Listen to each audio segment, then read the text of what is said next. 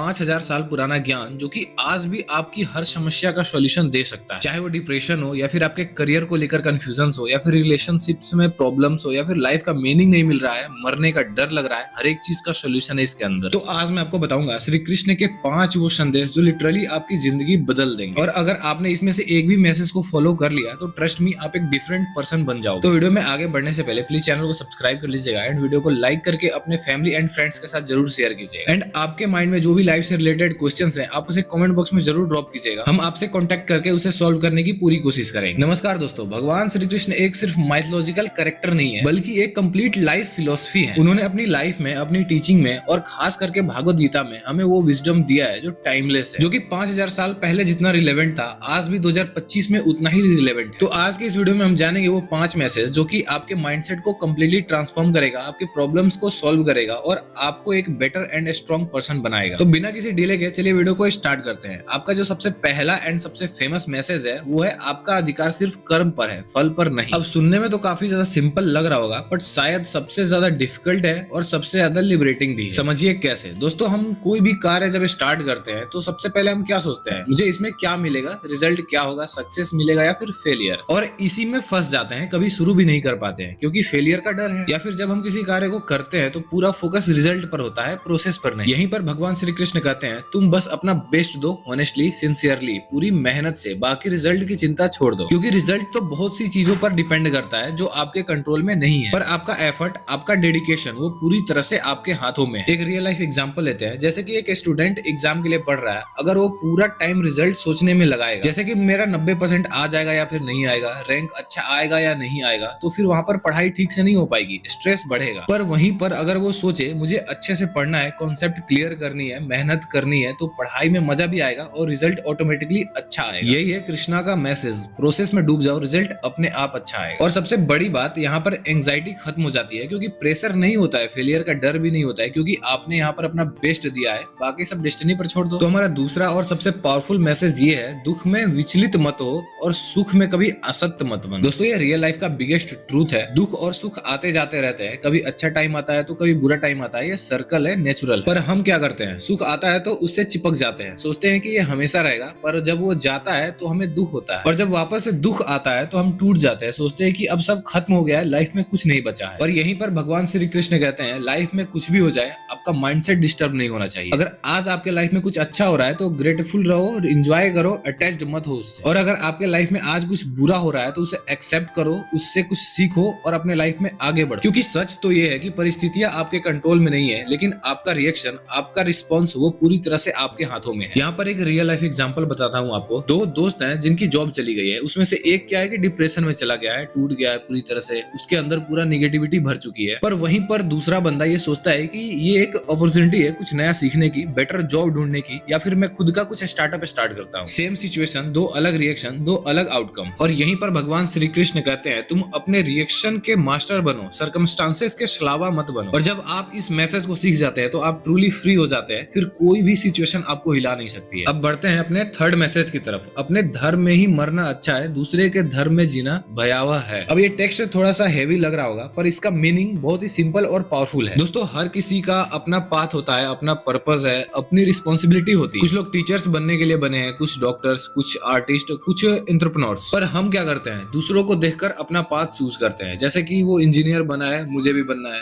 वो बिजनेस कर रहा है, मुझे भी करना है, उसके पास कार है, मुझे भी चाहिए। और फिर वो अपने असली पर्पस, अपनी असली कॉलिंग को इग्नोर कर देते हैं। भगवान श्री कृष्ण ने भी महाभारत में अर्जुन को यही तो कहा था। अर्जुन सोच रहे थे कि मैं युद्ध नहीं करूंगा, चाहे मुझे जंगल में जाकर मेडिटेशन करना पड़े या फिर मुझे भीख मांगकर अपनी जिंदगी व्यतीत करनी पड़े। पर यहीं पर भगवान श्री कृष्ण ने कहा नहीं, तुम क्षत्रिय हो, तुम योद्धा हो, तुम्हारा धर्म है युद्ध में खड़े रहना और अन्याय के खिलाफ लड़ना, ये तुम्हारी रिस्पॉन्सिबिलिटी है और इससे भागना कायरता है। जैसे कि अगर आप एक पेरेंट है तो आपका धर्म है अपनी बच्चे को अच्छी परवरिश देना, यू कांट एस्केप दैट, आप इससे भाग नहीं सकते हो, ये आपका धर्म है। अगर आप एक एम्प्लॉय है तो आपका धर्म है अपना काम ईमानदारी से करना। अगर आप एक स्टूडेंट है तो आपका धर्म है सीखना, ग्रो करना। जो भी आपकी पोजीशन है लाइफ में उसके साथ कुछ रिस्पॉन्सिबिलिटीज भी आती हैं, उन्हें आप फेस करो, उनसे भागो मत। क्योंकि जब आप अपने एक्चुअल पर्पस फुलफिल करते हैं तो आपको असली सेटिस्फेक्शन मिलता है, असली मीनिंग मिलता है। As like grass is not greener on the other side, it's greener where you water it. तो हमारा लिस्ट का चौथा और सबसे गेम चेंजिंग मैसेज ये है, अपने द्वारा अपना